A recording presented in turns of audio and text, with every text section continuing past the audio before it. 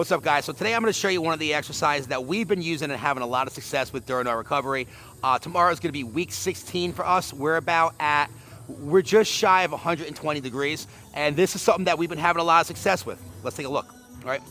Now, all you're going to need for this is a foam roller and a box, but you're also going to probably need to be at least at the 90-degree bench marker, because if you're not at 90 degrees yet, it's going to be a little harder to do this one, because one of the things we're going to be using here is a concept called reciprocal inhibition, where we're using the hamstring and we're activating the hamstring to pull into it to deactivate the guarding effect that I suffer from and that probably a lot of you guys are suffering from too.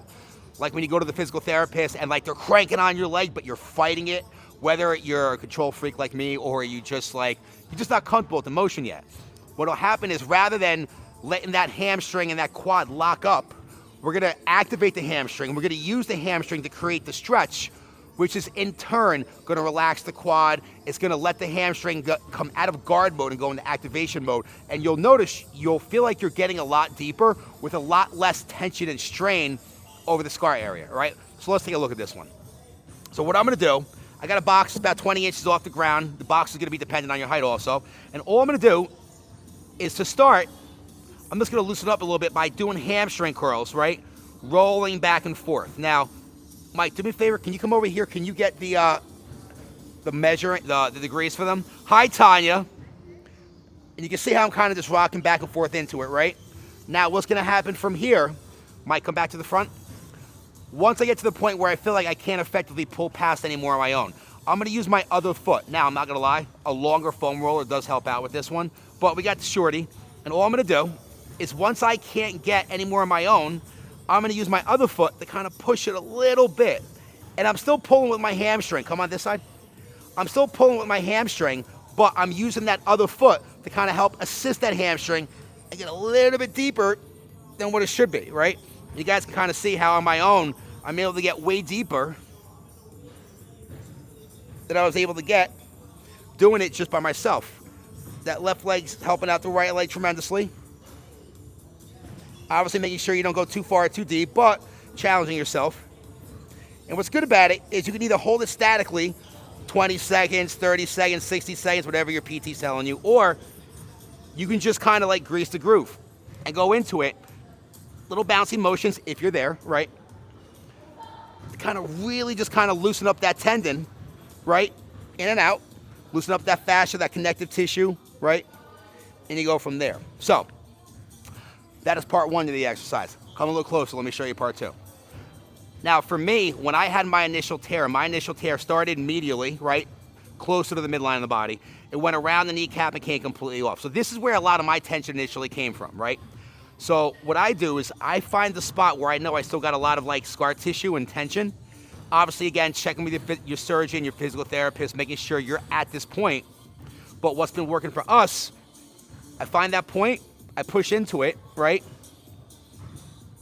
And I just go back and forth, gliding with the foam roller, and I'm really able to break up the scar tissue in that particular point, where it really helps get a lot of that tightness in that one spot out.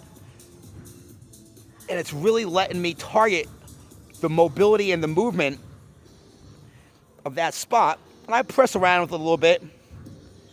Obviously, girl, if any of the ladies out there have nails, you might want to have somebody help you out with this one, right? And obviously, again, check with your physical therapist, check with your surgeon.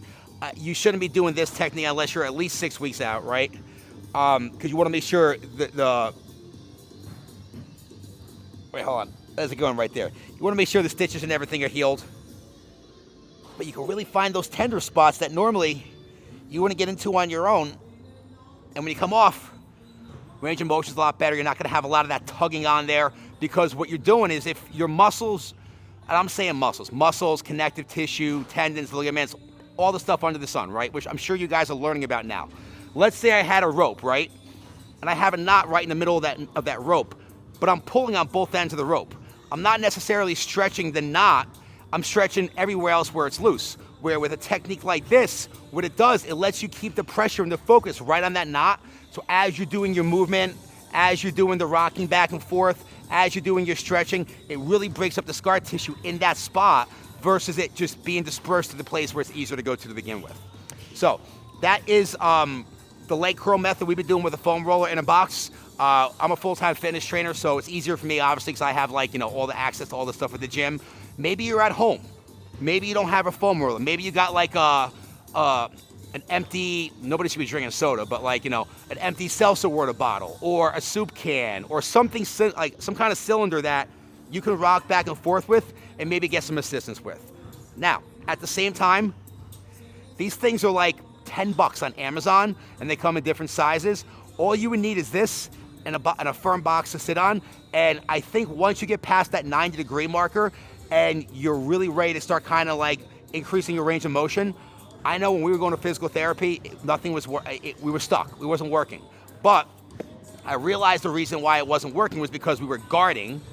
And by not guarding and finding a way to turn off that guard with reciprocal inhibition, look it up, a complete game changer for us. So, again, one of the things that I saw working for me, I see a lot of people in the group, they're having issues with getting their range of motion back or just different things they can or should be doing. Just something we found that worked for us. Try it. If you have any questions, don't be afraid to reach out.